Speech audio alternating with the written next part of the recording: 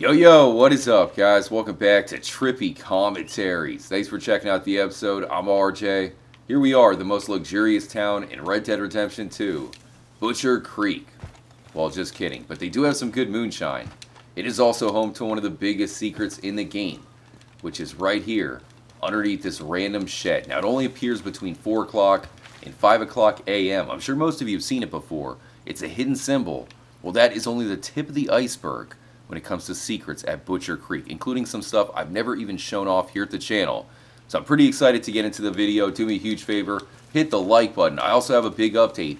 We're going to have a GTA Online car show on both Xbox and PlayStation this weekend. You can join up and try to win. Just make sure to sub, hit the notification bell, and it'll let you know as soon as we go live. And we'll also have a live stream later on tonight. Hopefully we'll see you there.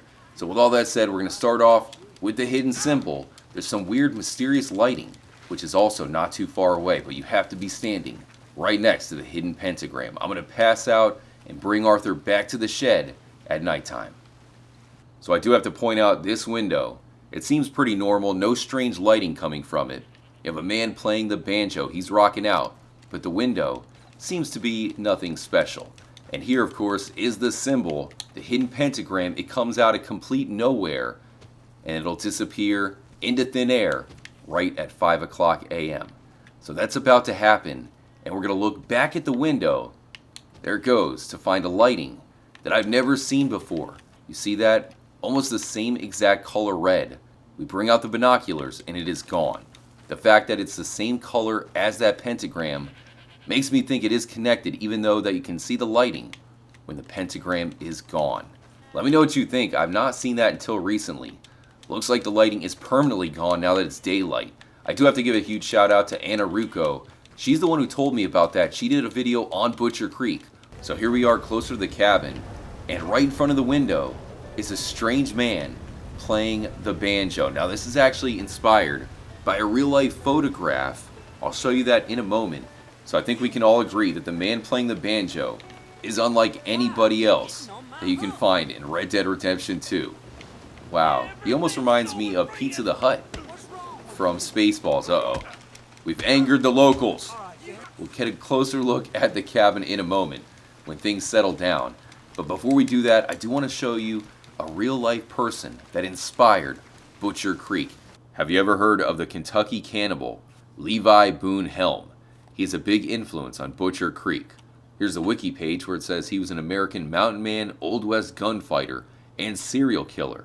Helm gained his nickname for his opportunistic and unrepentant proclivity for consuming human flesh, usually in survival situations, though instances of killing people for their meat unprovoked were also documented. Wow, so I'm going to scroll down to the serial murder and cannibalism paragraph, where it says, the journey to California, Helm asked his cousin Little Barry Shute to accompany him. Great name. Shute initially agreed, but when he attempted to back out of the trip, an angered Helm murdered him by stabbing him in the chest and headed west alone. And all these stories are basically him killing people in cold blood and many times eating their remains. It's pretty obvious that this man is pretty much starting up a gang that would become the Murphy Brood and the folks who live in Butcher Creek. He once remarked, many's the poor devil I've killed at one time or another, and the time has been that I've been obliged to feed on some of them. The Banjo Man character is most likely inspired by the man in this rare photo. The only information I could find on this man was his name was George, and he lived and died in eastern Pennsylvania. Can you play Freebird by Leonard Skinner? No? That's okay. Just play whatever then.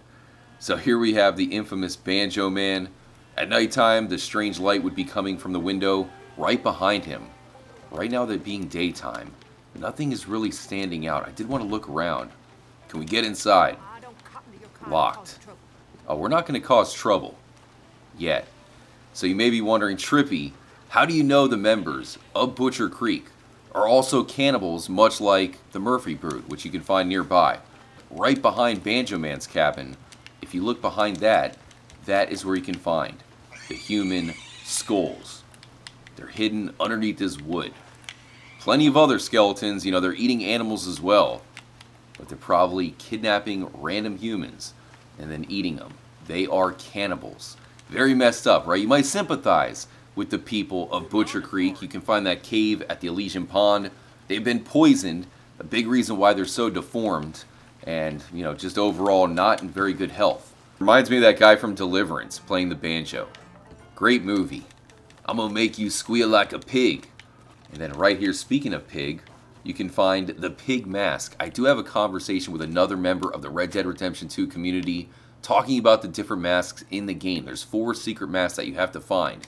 Well, the pig mask is an Easter egg in itself. So again, I'll cover that in an upcoming video. But there's one more secret that we have to talk about. In fact, I've never covered it here at Trippy Commentaries. And that is the 5 outhouses right here at Butcher Creek that make up another secret hidden pentagram symbol. It must have been brutal having to use an outhouse back in the day. Imagine if it snows or if you have a cougar out there. It could be a deadly situation. But just like in Jurassic Park, when you gotta go, you gotta go. You may have never noticed that right here on the inside of the outhouse is a number. This one right here has the number 2. So 2 tallies. There's 5 different outhouses that have that tally that make up the symbol. I'll go ahead and mark the first one on the map, which is right here. Looking like they might need a plunger. Arthur, don't get your foot in there. Here's the number 4. 4 tallies. I went ahead and marked it on the map.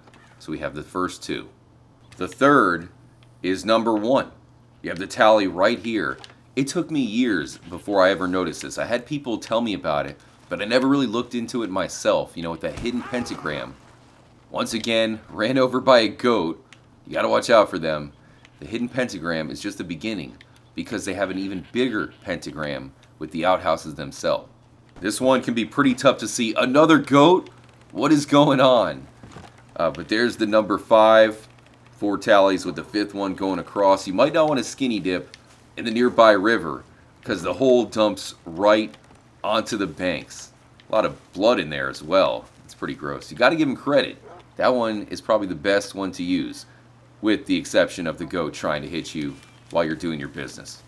And then the final one, which has the 3rd tally right here. I did mark it on the map. It's not exactly a perfect pentagram, but it is definitely in the star formation. Anna Rucco is the one who pointed it out to me, but she thinks that it could go even further. There are 5 outhouses at Butcher Creek, which are numbered 1 through 5 in what appears to be a random order, but the numbering is by no means random. So here's a star diagram that she had made. It makes me wonder if the numbers are important. Like you have to go from 1 to 2 to 3 all the way to number 5.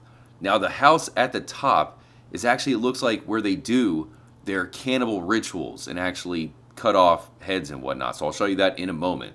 Pretty much dual symbolism with the pentagram appearing at 4 o'clock a.m. and for some reason the outhouses making up the symbol as well. During the storyline, you eventually find out that the nearby cave has been poisoned. Even the animals are mangy and deformed. The poisoned water supply goes all the way down right to Butcher Creek, and that is a big part of the curse. Now, if you look at the mini-map, I do have those 5 marks right there on the map, definitely making up the symbol. But if there was one right here at the shed, it would make up more of a perfect star. You got to go through the back entrance, duck to get in. That's where you can find the saw, a hammer, there's shackles, a lot of blood. Looks like some dirty clothing or rags. So I don't even want to know what they were doing back here. So here's one more look at the glowing bright red light from the pentagram. And then the red light coming from the Banjo Man's house. But this one disappears when you get closer, reappears as you get back towards the pentagram. Are they the same light? Maybe it's a glitch. I believe it's all making Butcher Creek one of the most highly mysterious locations in the game. There's many mysteries like Gavin, IKZ, and secrets like the meteor shower and the UFO. But to me, Butcher Creek, the pentagram, and everything that's going on here, the numbered outhouses really stands out at one of the coolest secrets in the game. But again, I'd love to hear from you guys. Let me know what you think in the comment section below. We're going to have a Red Dead Redemption 2 live stream later on tonight. So just make sure to subscribe to the channel if you are new. We'd love to have you as part of the Trippy fam. Hitting the notification bell will send you a message as soon as we go live. Hopefully we'll see you there. So until next time, stay tuned. And as always, make sure to stay trippy, my friends.